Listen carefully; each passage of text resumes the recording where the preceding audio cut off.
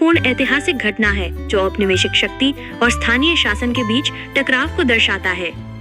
यह युद्ध न केवल अपनी छोटी अवधि के लिए प्रसिद्ध है बल्कि ये भी दिखाता है कि कैसे यूरोपीय शक्तियां 19वीं सदी में छोटे राज्यों पर आसानी से नियंत्रण स्थापित कर सकती थीं। प्लीज हमारे चैनल को लाइक और सब्सक्राइब जरूर कर ले। दुनिया में युद्ध हुए, लंबे लंबे चले, इतिहास लिखे गए, लोग मरे, लेकिन एक युद्ध ऐसा भी हुआ था जो उसमें हुए संहार के लिए नहीं, विश्व के सबसे छोटे युद्ध के रूप में जाना जाता है।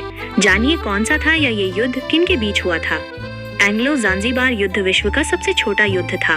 27 अगस्त 1896 को ब्रिटिश साम्राज्य और ज़ांज़ीबार सल्तनत के बीच लड़ा गया था। यह युद्ध ज़ांज़ीबार वर्तमान तंजानिया का हिस्सा में हुआ और इसकी अवधि केवल 38 मिनट थी। इस युद्ध का कारण ज़ांज़ीबार के सुल्तान की मृत्यु के बाद उत्तराधिकार विवाद और ब्रिटिश हस्तक्षेप था। 19वीं सदी में ज़ांज़ीबार पूर्वी अफ्रीका में एक महत्वपूर्ण व्यापारिक केंद्र था। व्यापार के लिए ये ओमान की सल्तनत के अधीन था, लेकिन 19वीं सदी के अंत तक ये ब्रिटिश प्रभाव क्षेत्र में आ गया था। 1890 में ज़ांज़ीबार को ब्रिटिश संरक्षित राज्य प्रोटेक्टोरेट घोषित किया गया, जिसका अर्थ था कि सुल्तान का शासन नाम मात्र का था और वास्तविक नियंत्रण ब्रिटिश अधिकारियों के पास था। 25 अगस्त 1896 को ज़ांज़ीबार के सुल्तान हमद बिन थुवैनी की अचानक मृत्यु हो गई।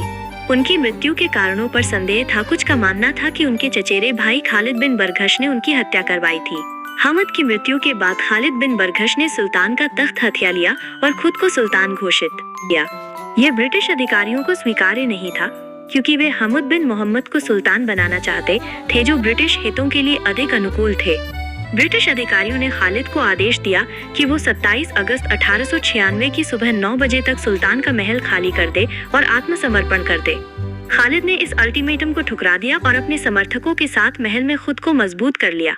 खालिद के पास लगभग 800 सैनिक थे, जिनमें महल के रक्षक, कुछ तोपें और एक छोटा युद्धपोत HHS ग्लासगो शामिल था। हालांकि उनकी सेना ब्रिटिश नौसेना की तुलना में बहुत कमजोर थी। ब्रिटिश सेना के पास 3 युद्धपोत HMS फिलोमेल, HMS थ्रश और HMS स्पैरो, 2 गनबोट और लगभग 900 सैनिक थे, जिनमें रॉयल मरीन्स और स्थानीय सहयोगी शामिल थे। जब खालिद ने अल्टीमेटम की समय सीमा सुबह 9 बजे तक आत्मसमर्पण नहीं किया, तो ब्रिटिश युद्धपोतों ने ज़ांज़ीबार के सुल्तान के महल पर गोलाबारी शुरू कर दी। ब्रिटिश नौसेना की भारी गोलाबारी ने महल को जल्दी ही नष्ट कर दिया। ज़ांज़ीबार का युद्धपोत HHS ग्लासगो भी डूब गया। कुछ ही मिनटों बाद खालिद अपने समर्थकों के साथ महल से भाग गया और जर्मन दूतावास में शरण ली। 9:40 बजे ब्रिटिश सेना ने गोलाबारी बंद कर दी। ज़ांज़ीबारी बलों ने आत्मसमर्पण कर दिया था। युद्ध केवल 38 मिनट तक किए हैं, तो प्लीज हमारे चैनल को लाइक और सब्सक्राइब जरूर कर ले। जब भी हम खूबसूरती की बात करते हैं तो हमारे दिमाग में अक्सर रूस या यूरोप के देश आते हैं, लेकिन क्या आप जानते हैं कि दुनिया की सबसे खूबसूरत लड़कियां कहीं और नहीं बल्कि भारत की जमीन पर ही रहती है। हम जिस खास जगह की बात कर रहे हैं, वहाँ लड़कियां अपनी बेमिसाल खूबसूरती और लंबी उम्र के लिए मशहूर हैं। हालांकि अब उस जगह पर पाकिस्तान कब्जा जमाए बैठा है। हम बात कर रहे हैं हुंजा वैली की, जो पाकिस्तान स्थित है।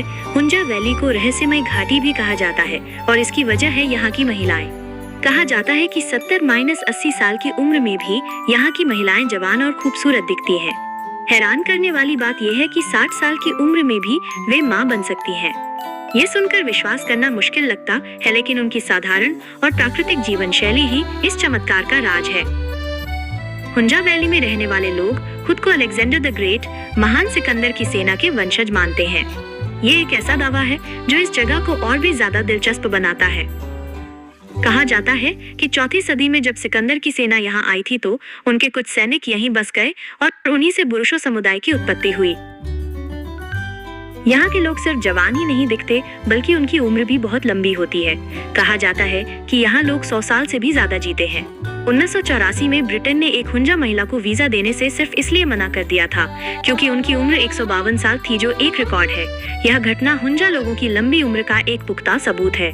दुनिया भर में कुछ चुनिंदा जगहों को ब्लू जोन में शामिल किया गया है, जहाँ के लोग सबसे ज्यादा लंबी और स्वस्थ जिंदगी जीते हैं। हुंजा वैली भी इन्हीं में से एक है।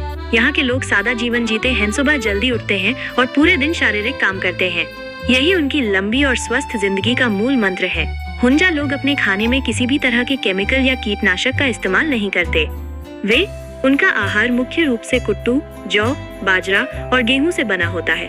साथ ही वे आलू, मटर, गाजर और शलजम जैसी सब्जियां खाते हैं। यहाँ के लोग दिन में सिर्फ 2 बार खाना खाते हैं, पहला दोपहर 12 बजे और दूसरा रात को। ये खाने का नियम उनकी पाचन शक्ति को दुरुस्त रखता है और उन्हें अतिरिक्त वजन से भी बचाता है। ये एक ऐसा अनुशासन है जो आज की भागदौड़ भरी जिंदगी में हम सभी को अपनाना चाहिए। हुंजा वैली की एक और खास पहचान है उनकी विशेष किस्म की चाय जो ग्रीन टी और लेमन टी से भी ज्यादा फायदेमंद मानी जाती है। ये चाय उनके स्वास्थ्य और तंदुरुस्ती में महत्वपूर्ण भूमिका निभाती है। ये साधारण लेकिन पोषक आहार ही उनकी लंबी उम्र का राज है। बुरुशो समुदाय के लोग अन्य पाकिस्तानी वे अपने समुदाय में शिक्षा को बहुत महत्व देते हैं। यह उनकी समझ और प्रगतिशील सोच को दर्शाता है। यह सिर्फ खूबसूरती नहीं बल्कि समझदारी का भी प्रतीक है। साल 2019 में फोर्ब्स मैगजीन ने हुंजा वैली को दुनिया के सबसे बेहतरीन घूमने लायक स्थानों में से एक बताया था। ये जगह साल के हर मौसम में मनमोहक लगती है, चाहे वो बसंत हो, गर्मी, पतझड़ या सर्दी। हर मौसम में यहाँ का नजारा बदल जाता है और हर बार कुछ नया देखने को मिलता है।